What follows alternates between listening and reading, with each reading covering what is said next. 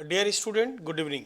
आज हम लोग अपने लेक्चर को आगे बढ़ाएंगे और कोशिका खत्म हो गया है, उसमें क्वेश्चन कराएंगे किसी दिन हम एक लंबा वीडियो के साथ। आज हम लोग नया चैप्टर शुरू किए हैं, कोशिका विभाजन, जो सेल डिवीजन है। ये भी बहुत इंपॉर्टेंट है और इसमें से लगातार सवाल आता रहता है। देखिए, कोशिका डिवीजन को जो कोशिका विभाजन है, सेल डिवीजन को समझने के लिए मैं कुछ छोटे छोटे एग्जाम्पल लिया हूँ। जैसे ये समझिए कि हम लोगों का जो जीवन है, एक छोटे से मतलब एक सेल से, जिसको हम लोग जायगोट या युग्मनज भी कहते हैं, ये मतलब स्पर्म और ओवम के मिलने से बनता है। मेल गैमिट और फीमेल गैमिट के मिलने से, फ्यूज होने से ये जायगोट बनता है। तो समझिए कि हम कितने भी बड़े हों, लेकिन हमारी ज़िंदगी की शुरुआत इसी एक सेल से हुई है। लेकिन आज हमारे बॉडी में अनगिनत सेल हैं, ये समझिए। तो कैसे आया ये? या एक प्लांट है, प्लांट का भी अपना एक जाइगोट है, छोटा सा एक जाइगोट है, यानी एक सेल का है। इतना समझिए। मैं ये समझाने की कोशिश कर रहा हूँ इन दोनों उदाहरणों से कि ज़िंदगी की शुरुआत, चाहे वो बड़े जानवर हों, छोटे जानवर हों, उनके ज़िंदगी की शुरुआत एक सेल से होती है, एक कोशिका से होती है। अब जब उनका पूरा बॉडी बन जाता है, तब उसमें अनगिनत अनंत कोशिकाएं आ जाती हैं। तो ये कैसे आती है, क्या प्रोसेस है? तो इसका मतलब है कि ये कोशिका डिवाइड होके 2, 3, 4 इस तरह से जब बनाएगा, तब जाकर के ये बन पाएगा आपको बॉडी। तो ये कैसे होता है? जब कुछ ये जो प्रोसेस है, उसी को हम लोग सेल डिवीजन कहते हैं। एक प्रोसेस है, यानी कोशिका विभाजित होकर के दो कोशिका बनाती। मान लीजिए ये है, विभाजित होकर पहले दो कोशिका बनाई, फिर ये विभाजित होकर चार कोशिका बना ली। ऐसे करके बढ़ते चले जाएगा, 4 से 8, 8 से 16, ऐसे मतलब धीरे धीरे बढ़ते बढ़ते अनगिनत कोशिका बॉडी में आ जाता है। तो ये जो एक प्रोसेस है, ये दोनों जो देख रहे हैं हम लोग कि एक सेल से शुरुआत करके मल्टी सेलुलरिटी को प्राप्त करता है, तो वो सेल डिवीजन प्रोसेस के माध्यम से। तो इसी को हम लोग पढ़ेंगे कि सेल डिवीजन क्या होता है, ये समझिए। आगे देखिए, एक छोटा सा फिर मैंने एग्जांपल लिया है कि अगर किसी सेल को, समझ कीजिए कि ये एक मेच्योर सेल है, अगर इस सेल को सारा इन्वायरमेंट कंड्यूसिव रखा जाए, यानी सहयोगात्मक रखा जाए। यहाँ पे मैंने लिख दिया कि यदि सभी फैक्टर्स तथा परिस्थितियाँ अनुकूल हो, तो कोशिका डिवीजन तथा ग्रोथ मैचुरेशन के साइक्लिक लाइफ साइकिल में बना रहता है। इसे हम सेल साइकिल या कोशिका चक्र कहते हैं। कहने का मतलब, ये देखिए एक साइकिल, ये एक मैच्योर सेल है, डिवाइड हुआ और दो सेल बना लिया, जिसको हम लोग डाउटर सेल्स कहते हैं। ये न्यू बॉर्न है, नवजात है। न्यू बॉर्न का मतलब नवजात है। मैं बार बार हिंदी अंग्रेजी दोनों बोल देता हूँ, दोनों में से किसी मीडियम वालों को दिक्कत नहीं होगा, एक समझिए। तो हम लोग क्या देख रहे हैं कि ये एक जो नवजात कोशिका है, अपने ग्रोथ को प्राप्त करता है, मैच्योर होता है, मैच्योर होने के बाद एक मैच्योर सेल में, जिसको हम लोग मदर सेल भी कहते हैं, में कन्वर्ट हो जाता है। अब ये मदर सेल डिवाइड होके फिर डॉटर सेल। तो ये चक्र चलता रहता है। कब चक्र चलता रहेगा? जब सारे फैक्टर्स और सारी परिस्थितियां अनुकूल हो, तब हमेशा कोशिका इसी साइक्लिक लाइफ को अडॉप्ट किए रखेगा। अब हम लोग का बॉडी में है कि मतलब अनलिमिटेड ग्रोथ तो नहीं हो रहा है। अनलिमिटेड ग्रोथ होने लगेगा, जैसे कैंसर सेल का उदाहरण देखे होंगे आप लोग कि कैंसर सेल में क्या होता है कि सेल डिवीजन के रोकने का जो प्रक्रिया है वो खत्म हो जाता है, वो लॉस्ट कर जाता है। इसलिए सेल लगातार डिवाइड करते चलते वो बड़ा मतलब गांठ बना लेता है, फिर या और भी दूसरे तरह की समस्याएं होती है। लेकिन हमारे बॉडी में, किसी भी ऑर्गेनिज्म के बॉडी में इस मतलब साइकिल को चेक करने का प्रोसेस है, जिसके माध्यम से बॉडी में सेल जो है एक लिमिट में जाके रुक जाता है। तो यही मेरा कहना है कि यदि मान लीजिए सारे फैक्टर्स को अनुकूल रखा जाए, तो ये एक चक्रीय, जो हम लोग बोलते हैं ना, जिसको कोशिका चक्र यानी साइक्लिक लाइफ को एडॉप्ट करेगा, तो जिसको हम लोग सेल साइकिल या हिंदी में कोशिका चक्र कहते हैं। तो अब समझ गए होंगे कोशिका चक्र। आप पढ़ते होंगे अक्सर किताबों में कि सेल साइकिल, तो आपको समझ में नहीं आता होगा ये सेल साइकिल क्यों कहते हैं। इसलिए कहते हैं कि अगर किसी कोशिका को सारे इन्वायरमेंट, सारे फैक्टर्स अनुकूल दिए जाएं, तो वो डिवीजन, फिर मैचुरेशन, डिवीजन मैचुरेशन के फेज को कंटिन्यू करेगा और एक साइक्लिक लाइफ स्टाइल को वो चलाता रहेगा, जिसको हम लोग कोशिका चक्र या सेल साइकिल कहते हैं। ये समझिए। अब अगर हम लोग कोशिका चक्र को, सेल साइकिल को डिटेल में देखना चाहें, तो ये एक ऑल्टरनेट प्रोसेस को अपनाता है। ऑल्टरनेट मतलब इसको हम लोग बोलते हैं पर्यायक्रमिक। एक इंटरफेज होता है, दूसरा एम फेज होता है। ये समझिए कि इंटरफेज जो हम लोग यहाँ देखें ना कि ये जो डिवीजन है इसको हम लोग एम फेज भी कहेंगे, और ये जो मैचुरेशन फेज है इसको हम लोग इंटरफेज कहते हैं। तो क्या देख रहे हैं कि ये ऑल्टरनेट है, इसके बाद ये आता है, ऐसा नहीं कि ये फिर डिवीजन में चला जाएगा, सो नहीं होगा, इसके बाद ये आएगा, फिर इसके बाद ये आएगा। तो ये समझिए। तो कहने का मतलब कि सेल साइकिल में दो फेज होते हैं महत्वपूर्ण रूप से। एक को हम लोग इंटरफेज कहते हैं, जिसको हिंदी में अंतरावस्था, मैंने हिंदी में लिख दिया, इसलिए हिंदी मीडियम के बच्चों को बिल्कुल चिंता नहीं करना है, उनको भी कोई दिक्कत नहीं होगा। दूसरा है हमारा एम फेज, या इसको हम लोग डिवीजन फेज भी कहते हैं, ये समझिए। तो ये दोनों अल्टरनेटिंग वे में चलता है, पहले इंटरफेज आया तो फिर उसके बाद एम फेज आएगा, एम फेज के बाद फिर इंटरफेज आएगा। इसमें हम लोग देख रहे हैं कि ये मतलब क्या है कि ये आपका हो गया एम फेज और ये हो गया आपका इंटरफेज, ये समझिए।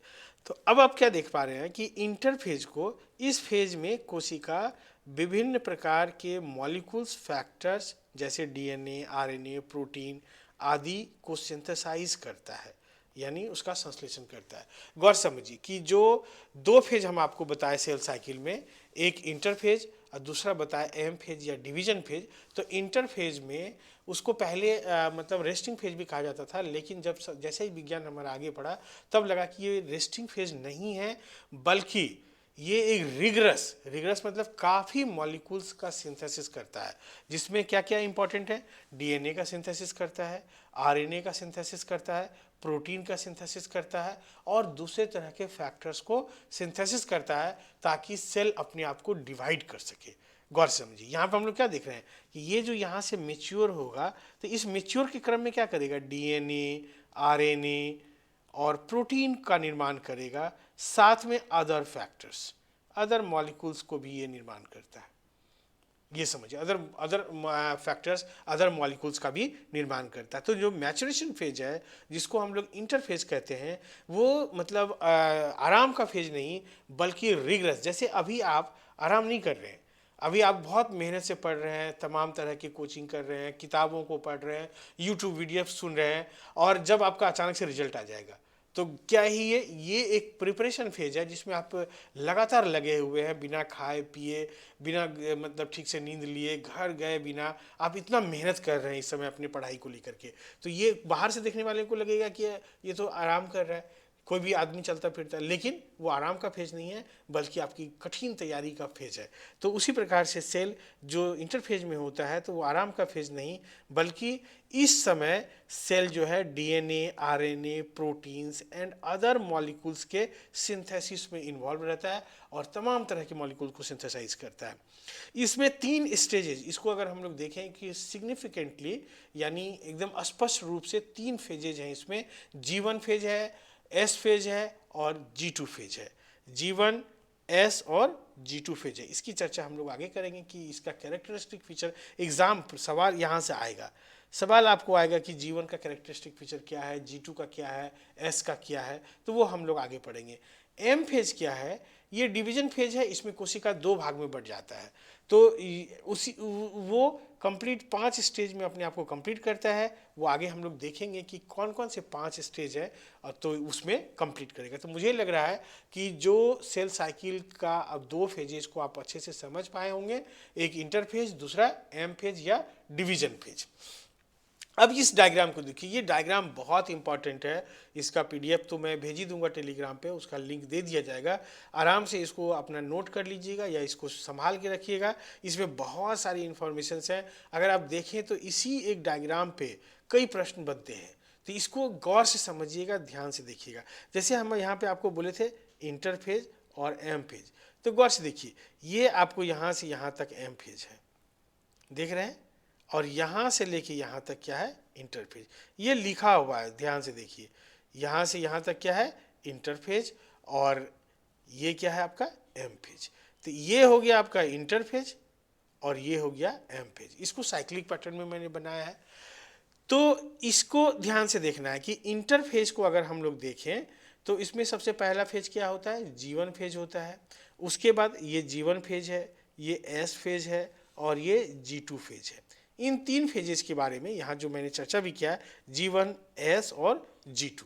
तो इन 3 फेजेस को अगर आप देखेंगे G1, S और G2, तो इनका अपना एक कैरेक्टरिस्टिक फीचर है। कैरेक्टरिस्टिक फीचर कहने का मतलब इसमें खास तरह की गतिविधि होती है, खास प्रकार के मॉलिक्यूल को ये सिंथेसाइज करता है। बहुत बार सवाल आया है कि डीएनए का सिंथेसिस किस फेज में होता है, आरएनए और प्रोटीन का सिंथेसिस किस फेज में होता है, ये समझिए। तो यहाँ हम लोग देखेंगे कि इनका जो कैरेक्टरिस्टिक फीचर क्या है, इनका क्या है, इनका क्या है, और बाद में हम आपको सबसे लास्ट में G0 फेज के बारे में बताएंगे। तो या G1 के साथ ही हम इसको बता देते हैं। तो गौर से समझिए कि अब एक बात समझिए, ये मैच्योर सेल है, डिवाइड होने के बाद 2 डॉटर सेल्स बन गए। अब ये डॉटर सेल अपने आप को मैच्योर करेगा, तो मैच्योर करने के क्रम में ये इंटरफेज से गुजरता है, और इंटरफेज अपने आप में 3 डिस्टिंक्ट यानी 3 बहुत ही अलग अलग फेजेज में बटा हुआ है। तो सबसे पहला फेज जो G1 है, यानी इसको हम लोग गैप, ये फर्स्ट गैप फेज कहते हैं, इसको हम लोग गैप 1 भी कहते हैं। G1 से मतलब गैप 1 है। अगले क्लास में मतलब गैप 1 क्यों कहते हैं वो भी मैं बताऊंगा एक सवाल के माध्यम से। दूसरा क्या है कि इसमें सेल जो है आरएनए तथा प्रोटीन का सिंथेसिस करता है, ये ध्यान में रखिएगा। आरएनए तथा प्रोटीन का सिंथेसिस करता है, ये ध्यान में रखिएगा। किसको, यही सवाल है, आरएनए और प्रोटीन का सिंथेसिस करता है। एक सवाल दे देगा आपको कि G1 फेज में क्या क्या सिंथेसाइज होता है। एक चॉइस दे दिया, ए आरएनए दे दिया, बी डीएनए दे दिया, सी प्रोटीन दे दिया, डी ऑल दे दिया। बहुत बच्चे गलती से ऑल लगा के निकल जाएंगे, ऐसा नहीं होगा, ये समझिए। इसमें आरएनए और प्रोटीन का सिंथेसिस होगा। किसका किसका सिंथेसिस होगा, आरएनए और प्रोटीन, इसको गांठ बना लीजिएगा। कभी कभी सेल, ये समझिए G0 फेज क्या है कि कई बार सेल अपने आप को सेल साइकिल से बाहर कर लेता है, अस्थायी तौर पे या अस्थायी तौर पे। तो जब दोनों में से किसी भी प्रकार से अगर वो सेल साइकिल से बाहर आ जाएगा, तो यानी सेल अपने चक्र को पूरा नहीं करेगा, सेल डिवीजन को कंप्लीट नहीं करेगा। सेल डिवीजन से बाहर आ गया, सेल रुक गया, अब यानी डिवीजन उसमें बंद। उसी को हम लोग G0 फेज कहते हैं। G0 फेज कहा जाता है इसको, या इसको हम लोग क्विसेंट स्टेज कहते हैं। हिंदी में इसको शांत, विश्राम या निष्क्रिय अवस्था भी कहा जाता है। तो ये समझ गए होंगे कि G1 का क्या कैरेक्टरिस्टिक फीचर है। G1 का पहला कैरेक्टरिस्टिक फीचर है कि ये फर्स्ट गैप फेज कहलाता है। दूसरा कैरेक्टरिस्टिक फीचर है कि इसमें आरएनए और प्रोटीन का सिंथेसिस होता है, डीएनए का सिंथेसिस इसमें नहीं होता है। एकदम याद रखिएगा कि डीएनए का सिंथेसिस नहीं होता है, डीएनए का सिंथेसिस इसमें नहीं होता है, एकदम याद रखना है। तीसरा एक इंपॉर्टेंट बात है कि इसी फेज से G0 फेज जुड़ा हुआ है। G0 फेज क्या है कि जब सेल अस्थाई या अस्थायी तौर पर सेल साइकिल से बाहर आ जाए, तब उसको हम लोग क्या बोलते हैं, G0 फेज कहते हैं, क्विसेंट स्टेज कहते हैं, या विश्राम उसको फेज कहेंगे, विश्राम अवस्था कहेंगे, या शांत अवस्था कहेंगे, या निष्क्रिय अवस्था कहते हैं हम लोग। एक बात आप समझिए, जैसे हम लोग का जो नर्व सेल है, तंत्रिका कोशिका जो नर्व सेल्स हैं, वो अस्थायी तौर पे G0 फेज में रहता है, वो कभी वापस नहीं लौटता है। लेकिन जैसे ये स्किन देखिए, स्किन से लगातार आपका जो रुसा निकलता रहता है, स्किन यहाँ से बाहर से निकलते रहता है। तो उस कंडीशन में यहाँ के जो पीछे के सेल्स हैं वो अस्थायी तौर पे अभी G0 फेज में है। जैसे यहाँ मान लीजिए कि सेड ऑफ हुआ सेल, ये स्केल जो जिसे बाल में रूसी निकलता है, या मान लीजिए कट गया, तो गट गया, थोड़ा सा गड्ढा हो गया, तो भरेगा तो उसके पीछे का जो सेल है, उसके बैक साइड में जो कोशिका है, तो वो G0 से बाहर निकल करके सेल साइकिल को कंप्लीट करेगा, सेल को डिवाइड करेगा और वहाँ खाली जगह को भरेगा। कई ऑर्गेनिज्म, जैसे आप देखे होंगे छिपकली में उसका पूरा पूंछ कट जाता है, तो वो पूरा पूंछ नया बन जाता है। हम लोग का मान लीजिए लिम्ब कट जाएगा तो नया हाथ नहीं बनेगा, लेकिन छोटा मोटा घाव वो हम लोगों का ठीक हो सकता है, वो गड्ढा जो है वो भर जाता है। लेकिन कई ऐसे ऑर्गेनिज्म है जिसमें पूरा का पूरा बॉडी का स्ट्रक्चर, जैसे मैंने एक एग्जांपल दिया छिपकली, उसका पूंछ कट के निकला, या हाइड्रा है, उसका एक हिस्सा निकल गया तो दूसरा हिस्सा वहाँ पे बन जाएगा। तो इसका मतलब उसके पीछे का जो सेल है वो G0 से बाहर निकल के फिर वापस अपने सेल साइकिल में घुसेगा और डिवीजन करके उस चीज़ को बनाएगा। तो ये ध्यान में रखना है। तो G0 भी समझ गए होंगे आप लोग, G1 समझ गए होंगे। अब आते हैं हम लोग S फेज पे, बहुत इंपॉर्टेंट है। कई बार सवाल आ जाता है कि ऐसा होता है कि निम्नलिखित में से किस फेज में डीएनए का सिंथेसिस होता है। ए आएगा आपका G1, बी आएगा S, सी आएगा G2 और डी आएगा ऑल। अगर आप ठीक से याद नहीं रखेंगे तो इसमें ऑल आंसर कर देंगे। अगर आरएनए को सवाल आ जाएगा तो आंसर ऑल हो जाएगा, लेकिन अगर डीएनए है तो केवल एस फेज होगा। समझ रहे हैं क्वेश्चन? थोड़ा सा क्वेश्चन बदलेगा तो आप, तो यहाँ पर हमने लिख दिया है कि ये डीएनए का सिंथेसिस होगा, इसमें आरएनए प्लस प्रोटीन का भी सिंथेसिस होगा। इसके बाद जो नेक्स्ट फेज है इंटरफेज का, जो लास्ट फेज है जिसको हम लोग G2 फेज कहते हैं, इसको हम लोग सेकेंड गैप फेज भी कहते हैं। फर्स्ट गैप ये हो गया, सेकेंड गैप ये हो गया, गौर समझिए। तो इसमें आरएनए तथा प्रोटीन का सिंथेसिस होता है। इसको फर्स्ट गैप सेकेंड गैप क्यों कहते हैं, किताब में कहीं नहीं मिलेगा, मैं बताऊंगा। मैं मतलब इसको मैंने दिमाग में रखा हुआ है कि मैं निश्चित इसको बताऊंगा। अगर मैं नहीं बताया तो कभी आप लोग जरूर मैसेज में पूछ लीजिएगा, तो नेक्स्ट स्लाइड में हम बताएंगे। तो ये ध्यान में रखिए कि इसको गैप क्यों कहते हैं, लोग रट लेते हैं, लेकिन एक बहुत सिंपल लॉजिक है, इसलिए उसको हम लोग गैप कहते हैं। तो गौर से समझिए। तो ये आप समझ गए होंगे कि इंटरफेज में जो 3 मेजर फेजेज हैं, G1, S और G2, उसको मैंने इस चक्कर में बताया है। इनकी जो कैरेक्टरिस्टिक फीचर है, किस मॉलिक्यूल का सिंथेसिस किस फेज में होगा, ये बताया। तो अब गौर से देखिए कि क्या देख रहे हैं कि आरएनए प्रोटीन यहाँ भी हो रहा है, आरएनए प्रोटीन यहाँ भी हो रहा है, आरएनए प्रोटीन यहाँ भी हो रहा है। इसका मतलब आरएनए और प्रोटीन का सिंथेसिस पूरे इंटरफेज में होता है, सभी फेजेज G1, S और G2 में होता है, जबकि डीएनए का सिंथेसिस केवल एस फेज में होता है। ये आप डिस्टिंक्टली याद रखिएगा, ये इस ग्राफ का सबसे इंपॉर्टेंट पहलू यही है आपका पॉइंट ऑफ व्यू से। जब हम लोग आगे चलते हैं कि कोशिका विभाजन को देखें, तो कोशिका विभाजन 2 प्रकार के होंगे, एक माइटोसिस होगा और दूसरा मियोसिस होगा।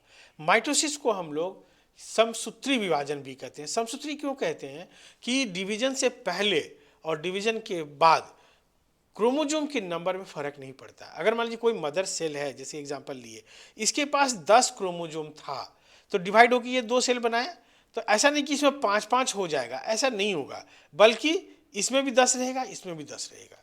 तो ये हो गया समसूत्री, यानी जो क्रोमोजोम की संख्या है विभाजन से पहले और विभाजन के बाद समान रहता है, इसीलिए इसको हम लोग समसूत्री या इक्वेशनल, अंग्रेजी में इसको हम लोग इक्वेशनल डिवीजन भी कहते हैं, यानी बराबर रहता है। देख रहे हैं ना, यहाँ भी 10 क्रोमोजोम है, यहाँ भी दोनों सेल में 10-10 है। तो गौर समझिए वो कैसे हो पाता है, वह भी हम आगे बताएंगे आपको। मियोसिस जो मियोटिक डिवीजन होता है, तो इसका हम लोग डिटेल भी करेंगे आगे, जब नेक्स्ट सेशन में हम लोग इसको पूरा डिटेल में माइटोसिस के पढ़ेंगे, अलग अलग फेजेज को पढ़ेंगे इसमें। तो ये सब एक चीज़ यहीं पे बता देते हैं, ये जो माइटोसिस है, देखिए इसमें 5 फेज है, एक प्रोफेज है, एक मेटाफेज है, एनाफेज है, टीलोफेज है और साइटोकाइनेसिस है। ये 5 फेज, कई बार आपको एग्जाम में इनका ऑर्डर भी पूछ देता है कि पहले कौन है बाद में कौन है, तो ये ऑर्डर भी सजाने आपको आ सकता है। तो ये 5 देखेंगे और ऑर्डर में याद रखना है, ऐसा नहीं कि प्रोफेज यहाँ हो जाएगा। सुनिए, पहले प्रोफेज होगा, उसके बाद मेटाफेज होगा, उसके बाद एनाफेज होगा, उसके बाद टीलोफेज होगा और लास्ट में साइटोकाइनेसिस होगा। तो ये इसी ऑर्डर में है। तो ये मतलब डिवीजन फेज या एम फेज जो 5 भागों में बटे हैं, इंटरफेज जो 3 भागों में बटे हैं, इसको आप इस चार्ट पे खूब अच्छे से देख सकते हैं। इस चार्ट को थोड़ा ठहर के अच्छे से देखिएगा। तो ये आप समझ गए कि मियोटिक डिवीजन में क्या होता है, इसको हम लोग अर्धसूत्री कहते हैं, यानी क्रोमोजोम का संख्या हाफ हो जाता है। जैसे ये मदर सेल है, यहाँ पे 10 क्रोमोजोम है। और एक बात ध्यान रखना है कि माइटोसिस में 2 कोशिका बनता है डॉटर, और मियोसिस में 4 बनता है एक मतलब डिवीजन से। तो अब इसमें 10 क्रोमोजोम है, तो जो डॉटर सेल्स हैं उसमें 5-5 हो जाएगा सब में, ये ध्यान में रखना है। यानी क्या देखें, 10 से घट के 5 हो गया, तो इसीलिए इसका नाम है अर्धसूत्री। क्या देख रहे हैं हम लोग, अर्धसूत्री। इसमें क्रोमोजोम का संख्या सीधा हाफ हो जाता है, इसलिए इसको अंग्रेजी में हम लोग रिडक्शनल डिवीजन भी कहते हैं। हिंदी में इसको अर्धसूत्री कहते हैं, अंग्रेजी में इसको हम लोग रिडक्शनल डिवीजन भी कहते हैं, इसको समसूत्री या इक्वेशनल डिवीजन भी कहते हैं। तो मुझे लग रहा है कि इस चीज़ को आप समझ पाए होंगे कि माइटोसिस को समसूत्री क्यों कहते हैं, मियोसिस को अर्धसूत्री क्यों कहते हैं। आगे हम लोग धीरे धीरे माइटोसिस और मियोसिस को थोड़ा विस्तार से पढ़ेंगे। ये ध्यान देखिए, एक इस चीज़ को बता रहे हैं कि ये समझा हुआ रहेगा तो आगे आपको बहुत सारा जगह में दिक्कत नहीं होगा। कई बार आप क्रोमैटिन नेटवर्क या क्रोमैटिन थ्रेड या क्रोमोजोम में थोड़ा कंफ्यूज रहते हैं कि किसको क्या बोला जाता है। तो इसी कन्फ्यूजन को दूर करने के लिए हम यहाँ पे इस डायग्राम को बनाए हैं। ये डायग्राम इसको दिमाग में बैठा लीजिएगा, तो आगे जब हम लोग पढ़ेंगे कोशिका विभाजन का माइटोसिस और मियोसिस, तब आपको समझने में बहुत आसान होगा। तो अब देखिए क्रोमेटिन क्या है, कुछ नहीं, ये डीएनए का एक थ्रेड है। क्या है? डीएनए थ्रेड है।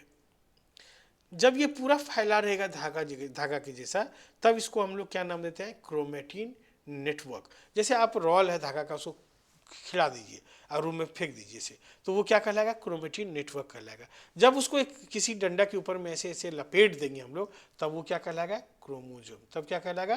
क्रोमोजोम। तो क्रोमेटिन और क्रोमोजोम में बेसिक डिफरेंस क्या है? ये क्वाइल्ड है। क्रोमोजोम क्या है? क्वाइल्ड है, यानी कंडेंस्ड है, और ये क्या है? अनक्वाइल्ड है, ये फैला हुआ है। ये क्या है? लपेटा हुआ है। बेसिक डिफरेंस यही है।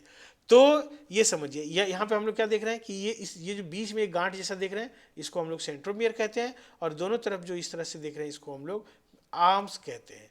अब ये ध्यान दीजिए कि यहाँ जो क्रोमोजोम है उसमें एक ही क्रोमेटिड है। कितना क्रोमेटिड है? एक क्रोमेटिड। लेकिन जब यही क्रोमेटिन नेटवर्क एस फेज से गुजरेगा, कब किससे गुजरेगा? एस फेज से। गौर से देखिए, यहाँ पे हम लोग देख रहे हैं कि एस फेज में क्या होता है? डीएनए का सिंथेसिस हो जाता है। तो जब यही क्रोमेटिन नेटवर्क एस फेज से गुजरेगा, तब अपना डुप्लीकेट बना लेगा। यहाँ दो कलर में दिखा दिए हैं, एक और उसके बगल में ये डुप्लीकेट है दूसरे कलर में, तो अपना कार्बन कॉपी बना लेता है। जैसे ये मान लीजिए, सपोज कीजिए है, तो जस्ट इसी के बगल में कार्बन कॉपी बना लिया। कार्बन कॉपी का मतलब अगर यहाँ ए लिखा है तो यहाँ भी ए रहेगा, यहाँ अगर एक्स लिखा हुआ तो यहाँ भी एक्स लिखा रहेगा, यहाँ अगर सी है तो यहाँ भी सी रहेगा, अगर यहाँ पे मान लीजिए स्मॉल डी है तो यहाँ भी स्मॉल डी रहेगा। इसी को हम लोग कार्बन कॉपी कहते हैं। और ये तैयार कहाँ होता है? एस फेज में। इंटरफेज के एस फेज में डीएनए सिंथेसिस का मतलब होता है कि अगर ये एक समझिए धागा है फैला हुआ, तो अपने जस्ट बगल में ये दूसरा एक कॉपी बना लेगा। इस तरह से दिख रहे हैं? इस तरह से बना लेगा। तो अब जब ये कंडेंस करेगा, ये जब क्वाइल करेगा, तो ऑब्वियस है कि ये क्रोमेटिड पहले से था, ही उसके बगल में जो कार्बन कॉपी है ये भी कंडेंस करेगा, तो दो क्रोमेटिड हो जाएगा। तो ये क्रोमोजोम है सिंगल क्रोमेटिड का, और ये क्रोमोजोम है डबल क्रोमेटिड का। ये ध्यान में रखिए। जब सेल कोई एस फेज से गुजर जाएगा, तब इस तरह का हमको मिलेगा। अगर एस फेज से जब तक नहीं गुजरेगा, तब तक हमको इस तरह का मिलेगा। ये ध्यान में रखिए। तो आगे हम लोग आएगा क्रोमोजोम, और इस तरह का क्रोमेटिड आएगा। ध्यान रखिए, ये क्रोमोजोम है दो क्रोमेटिड्स का, और ये क्रोमोजोम है एक क्रोमेटिड्स का। तो मुझे लग रहा है कि आज आप लोग इन चीज़ों को समझ पाए होंगे। एक बार मैं पुनः रिवाइज कर देता हूँ कि जो सेल डिवीजन है, सेल डिवीजन के बल पे ही कोई ऑर्गेनिज्म आगे बढ़ता है। आगे देखेंगे हम लोग कि मतलब एक सेल से जीवन का शुरुआत करके एक मल्टी सेलुलर ऑर्गेनिज्म बन जाता है। अगर मान लीजिए सेल को सभी चीज़ अनुकूल दिया जाए, कंड्यूसिव दिया जाए, उसके हिसाब से दिया जाए, तो वो एक साइक्लिक पैटर्न ऑफ लाइफ को अडॉप्ट करता है, यानी डिवीजन और मैच्योरेशन, डिवीजन और मैच्योरेशन। इस चीज़ को हम लोग सेल साइकिल या कोशिका चक्र कहते हैं। अब सेल साइकिल में दो फेज होते हैं, इंटरफेज और एम फेज या डिवीजन फेज। इंटरफेज में तीन मेजर फेज होते हैं, G1, S और G2, जिसके अपने अपने कैरेक्टरिस्टिक फीचर हैं। और एम फेज में 5 फेजेज होते हैं, उनके भी अपने अपने कैरेक्टरिस्टिक फीचर हैं, जो आगे हम लोग पढ़ेंगे। ये एक मैच्योर सेल है। एम फेज से गुजरने के बाद ये दो डॉटर सेल बना लेगा। अब ये इंटरफेज से गुजरने के बाद फिर मैच्योर होके मैच्योर सेल बना लेगा। तो यहाँ पे हम लोग G1 फेज देखते हैं। G0 फेज G1 से ही एसोसिएटेड है। ये अस्थाई या अस्थाई exit from the cell cycle है, exit from the cell cycle, यानी सेल साइकिल से वो बाहर निकल गया। अस्थायी तौर से भी निकल सकता है और अस्थायी तौर पर भी निकल सकता है। इसमें आरएनए और प्रोटीन का सिंथेसिस होगा। एस फेज में डीएनए, आरएनए, प्रोटीन तीनों का सिंथेसिस होगा। G2 फेज में आरएनए और प्रोटीन का सिंथेसिस होगा। तो आरएनए प्रोटीन का सिंथेसिस थ्रू आउट इंटरफेज चलता है, जबकि डीएनए का सिंथेसिस केवल एस फेज में चलता है।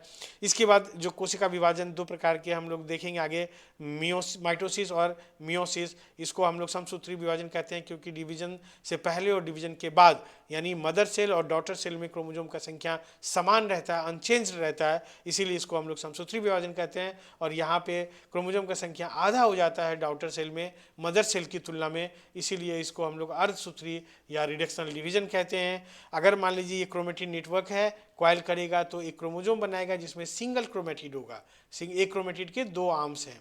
और बीच में सेंट्रोमियर है। अब ये जब एस फेज से गुजर जाएगा यही क्रोमेटिन नेटवर्क, तो अपना डुप्लीकेट तैयार करेगा और एकदम कार्बन कॉपी तैयार कर लेगा। फिर जब वो कॉइल करेगा तो ऐसा क्रोमोसोम मिलेगा हमको जिसमें 2 क्रोमेटिड्स, जिसको हम लोग सिस्टर क्रोमेटिड्स कहते हैं, और सिस्टर क्रोमेटिड्स एक दूसरे का कार्बन कॉपी होता है। तो ये आप समझ गए होंगे कि क्रोमोसोम क्या होता है, क्रोमेटिड क्या होता है, क्रोमेटिड नेटवर्क क्या होता है, ये सारी चीज़ें, सेंट्रोमियर क्या होता है। तो इन चीज़ों को थोड़ा आप लोग देखे होंगे। आगे हम लोग नेक्स्ट क्लास में माइटोसिस और मियोसिस के साथ इस चैप्टर को फिनिश करेंगे।